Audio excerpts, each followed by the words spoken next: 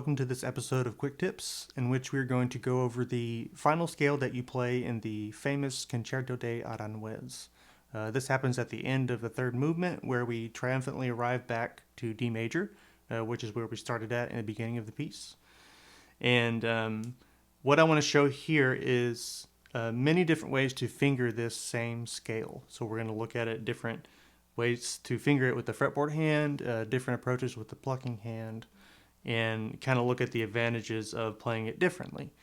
Because I'm sure there's plenty of us that do our diligent, daily scale work and go up and down the fingerboard and do different combinations and things like that.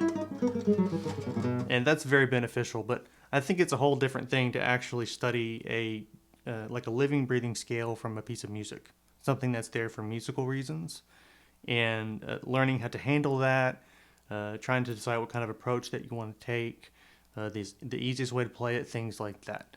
So that's the kind of stuff I hope that we can get out of this video.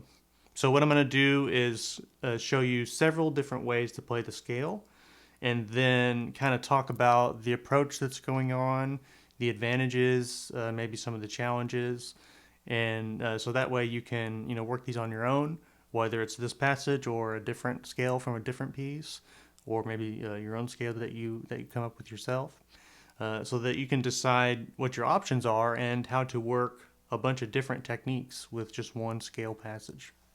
So I'll demonstrate each scale kind of slowly, and then we'll talk about kind of what's going on there with it.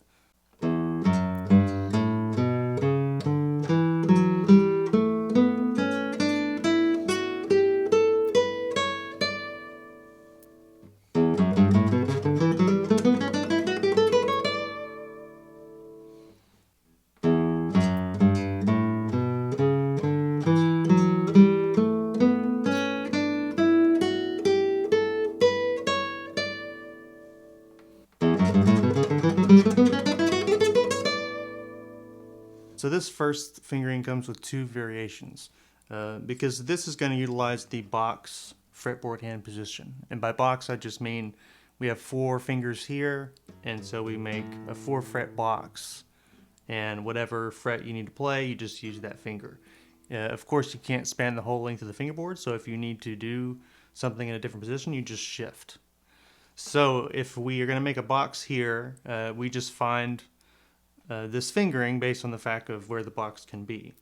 So starting with the open string and then making the box in second position, we can carry that all the way up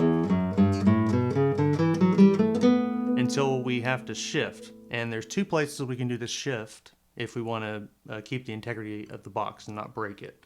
Later on we will break the box, but not here. So we can either shift on the second string,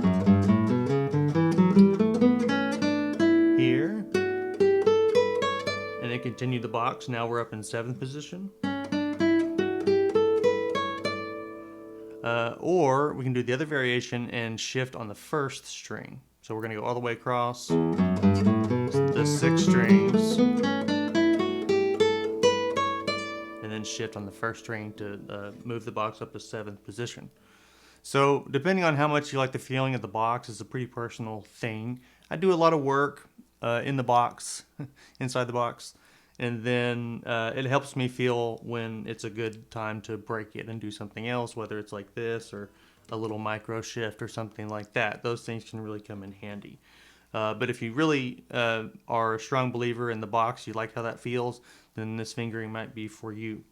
And then I think it's kind of differs per person if you like this shift on the second string or the first string. I prefer it on the second string. I don't really know why. It just feels more comfortable. But the other thing to consider here is, your plucking hand combination and how that feels. So I like to play this with the 2-finger combination. I do M-I. And if you start on M and then you shift on the second string, it allows for the maximum possible strong string crossings. So strong string crossings, in this instance we're going up, is when we're going to cross with the M finger. Because for most people that's going to be easier than doing the opposite, going up crossing with I. You're going to have to do both sometimes. So there is that. but sometimes you can line things up to have the fewest possible bad string crossing. So that option here is if we do this box fingering, shift on the second string, and then start on the M finger. So the string crossings will be like this. The first one's with M. Next one's with I. That's a bad one, but that's okay. Now M. Another M. Now we shift, so there's no string crossing. It's with I, but it's not a cross. And the last one's with M. So it works out very friendly in that way.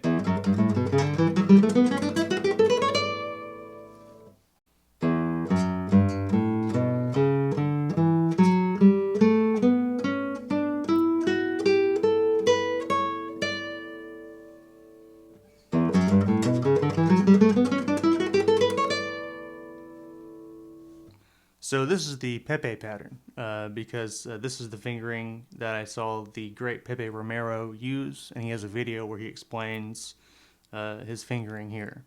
So it's pretty ingenious, and it involves two shifts, but they are different kinds of shifts. So what we do here is we start at the same. I like to do this in a two-finger pattern starting on I. And then that helps I think that's the best way for the string crossings. So we do I, and then we play the open fifth string. The note after that is back down on the sixth string with the fourth finger. So then we have I, M, I for that string crossing. Then when we get here, he does a shift on the third string, and it's like, I call it Segovia style. Because if you play the Segovia scales, you see these shifts 1 3 1 3 all the time, up and down. So I don't know if this is where he got it, or if he just came up with it for different reasons. But he decides to shift again on the third string, and then from there it's just box up to the first string to finish out the scale. Oops. Something like that. So pretty cool fingering. Shifting using open strings, I think, is never really a bad idea. It might take a little bit more control for the sound because you probably don't want that open string to pop out too much. Something like that, right? So you want to keep it under control as much as you can.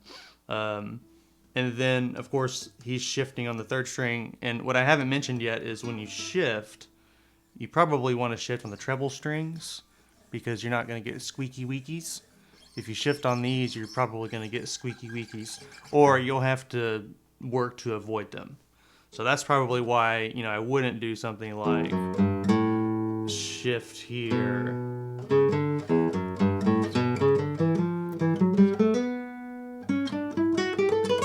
You could do that.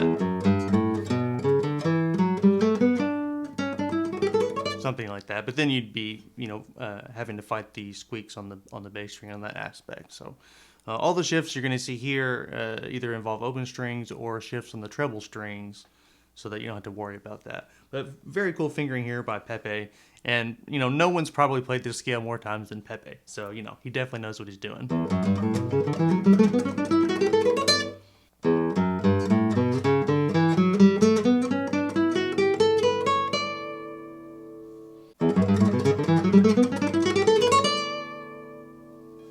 So this fingering I call the Paco de Lucia fingering. I was told that this is what he used for this last scale, although I don't know that for a fact. There's a fantastic video and recording of him playing the Concierto de Aranjuez, and it's phenomenal. But the cameraman for this portion of the piece is only on his right hand, so I'm not sure exactly what he's doing here.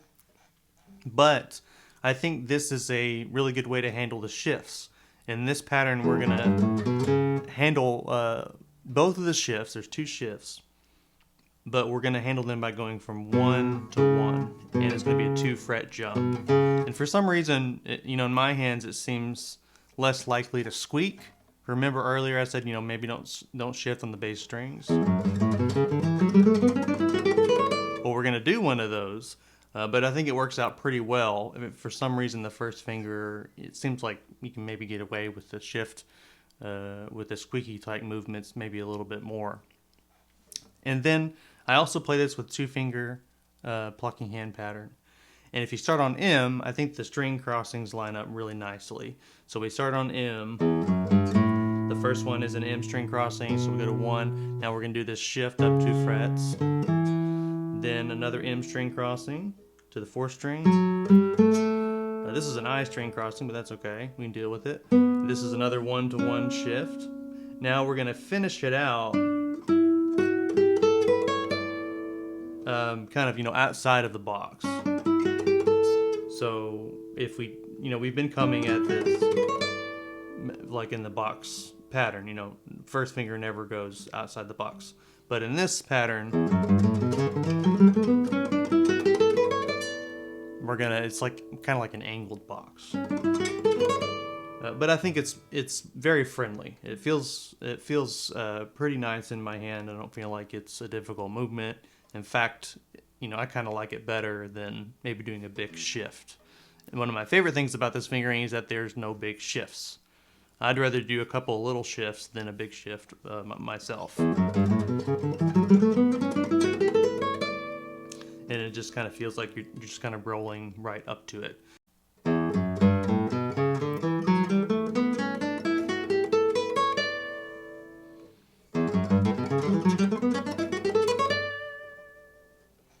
So now we're going to start looking at some different plucking hand patterns, and that's kind of going to dictate what we do over here. So this is a 3 notes per string version. So instead of doing an alternating plucking hand fingering like IM or AI, maybe something like that, we're going to do AMI. So every string is going to have AMI, and in this example I'm doing free stroke. So what we can do here is line up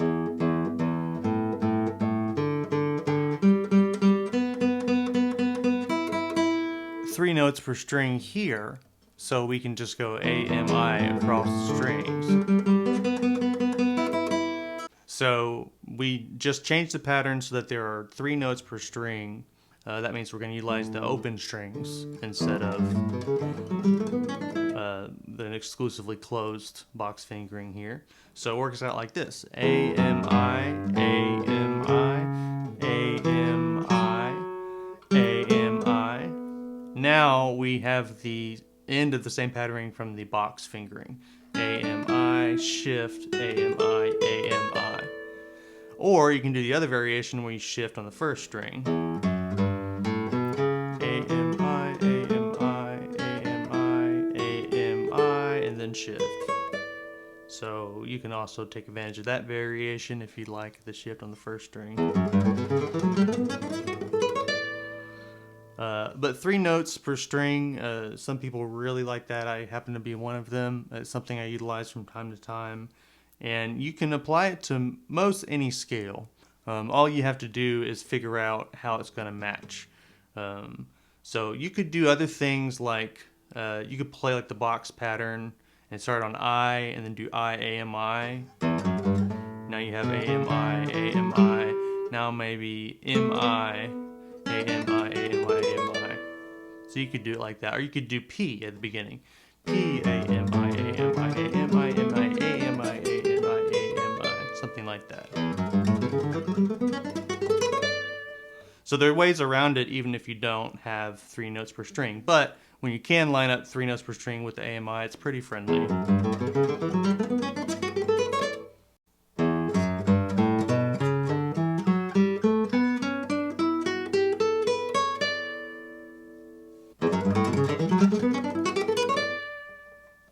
So this is another 3 note per string pattern, so I'm still using AMI, and I'm using free stroke still. I've just changed the shift to happen earlier so that the bulk of the pattern happens up in this position instead of it happening down here and then finishing off up here. So we use there's only 1 shift in this one. That's what I like about it. So if you're trying to minimize shifts, something like this, you'll want to have it in your bag. So you start out with AMI, then open 5th string, and that's where the shift happens. So something else I like about it is there are no shifts on the same string. There's 1 shift and it happens on an open string. So AMI, open 5th string. Now we're going to make a wider box pattern. So the second finger plays on the 7th fret with MI. Now we do exclusive AMI across the strings.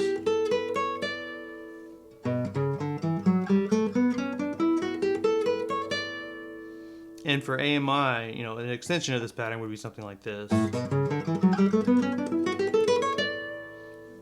This is a very advantageous fingering for 3 notes per string.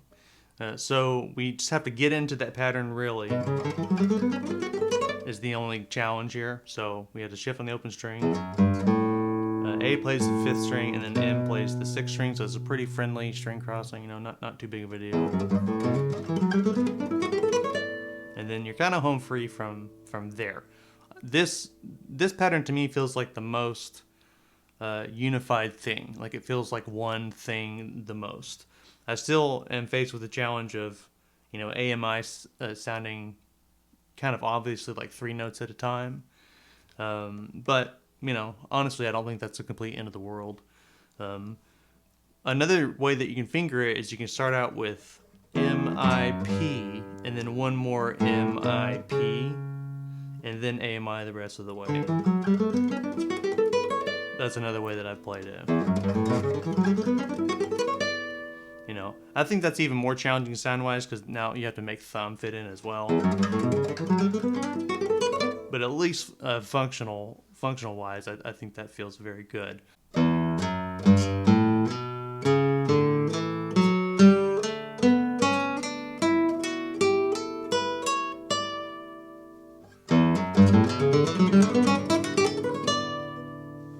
So this is kind of like a joke pattern, but, you know, I think it's still fun to come up with kind of as many different ways to play a scale as you can.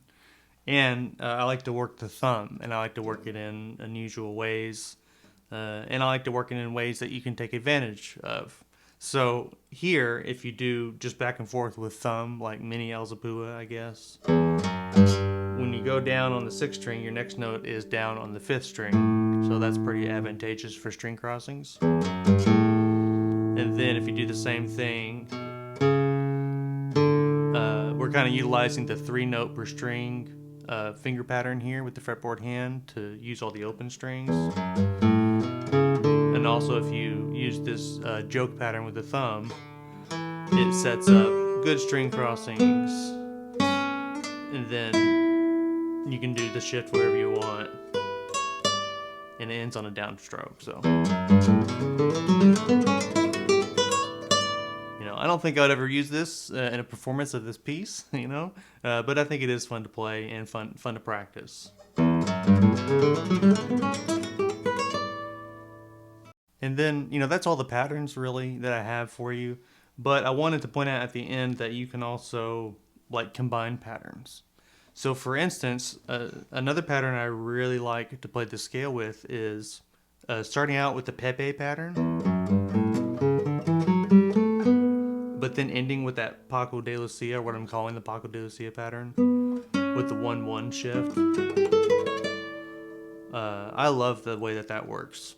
So originally in the Pepe pattern, we had a 1-3-1-3 shift. So it's box heavy. The whole thing is in the box. Okay, but I like to end it with this, where you have the 1-1, and you kind of go outside the box a little bit. So then it becomes. I like that pattern. So that's a combination of 2 other patterns that we went over. But, you know, I like it because it takes advantage of the types of shifts that I most prefer. I prefer open string shifts, where you have a ringing open string and time for you to move. I think those work great on the guitar.